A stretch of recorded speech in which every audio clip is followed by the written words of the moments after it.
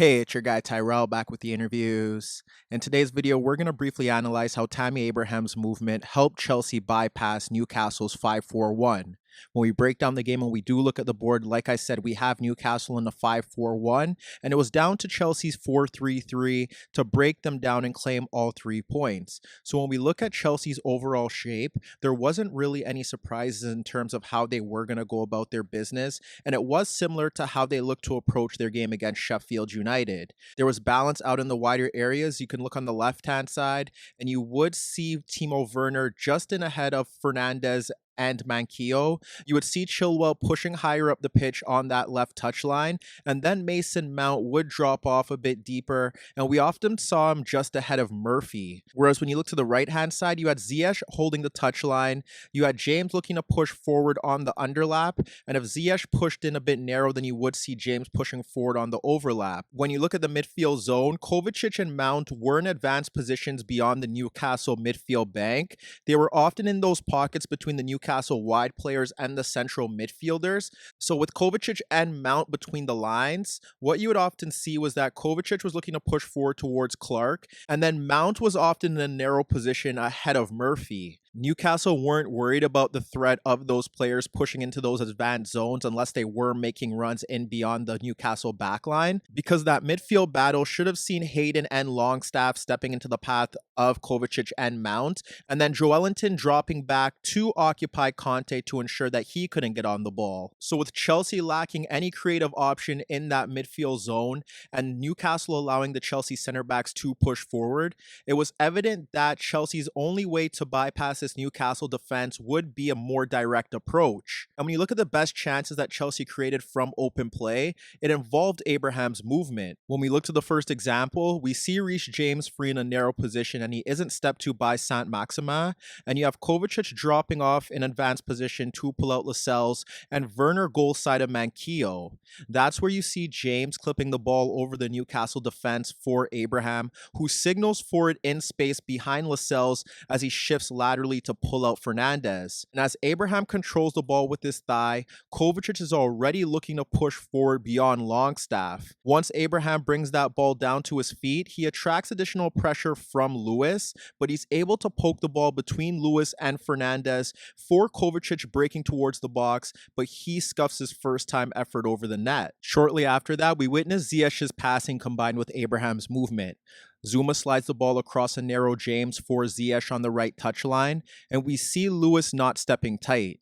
James makes an underlapping run to drag away Saint-Maximin, while Werner is yards ahead of Lascelles and Abraham is occupying Fernandez.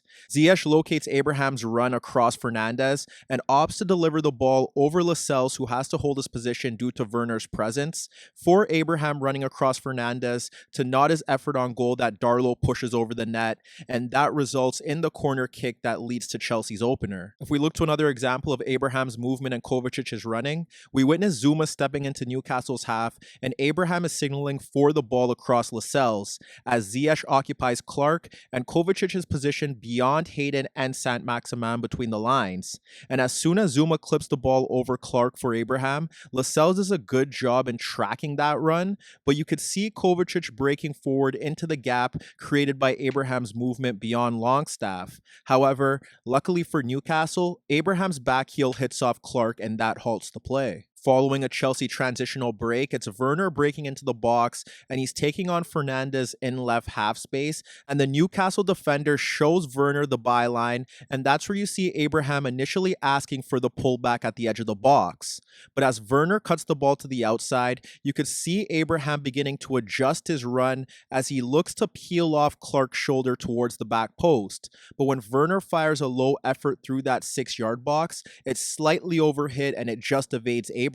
And if we look to one final example from that opening half, it follows Kovacic dispossessing Lascelles to poke the ball to Mount, and Mount ends up playing the ball across Hayden to split Fernandez and Longstaff for Abraham running across Clark. What we end up seeing here is Werner's in free space behind the stepping Fernandez, which creates a 2v1 against Clark once Abraham receives the ball. This is where you should also see Lewis shifting into a central position to help keep Newcastle's backline compact, and the reason reason being is that Mount's ball bobbles off Abraham into the path of Werner, unmarked at the edge of the box to break free on goal. And with Fernandez and Lewis looking to come across to make a vital intervention, Werner somehow fires his effort inches wide of the net. We did see an improvement from Newcastle at the start of the second half, and that was down to them pressing higher up the pitch, and it did cause Chelsea some issues in those opening stages.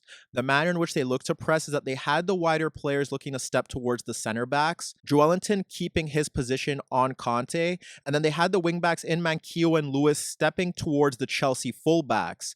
This allowed Longstaff and Hayden to monitor the movement of Kovacic and Mount. However, around the hour mark, Chelsea were able to bypass that press and they should have doubled their lead. It stemmed with a long ball beyond the Newcastle pressure into Abraham ahead of Cher, and he chests the ball into the path of Mount ahead of Longstaff.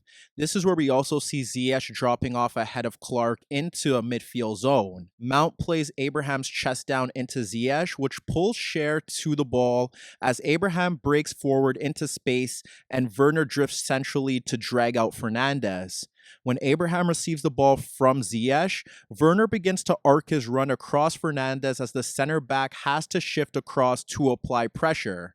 This creates a 2v1, and when Abraham runs at Fernandez, that passing lane does open up for Werner, and you should see the Chelsea striker playing in his teammate. However, Abraham opts to run at Fernandez to attempt a shot on goal with Longstaff tracking well, but his shot is blocked while Clark recovers his positioning well ahead of Werner. And minutes later, Abraham was able to kill off the game, and it stemmed from a Chelsea break through Werner that started in their own half.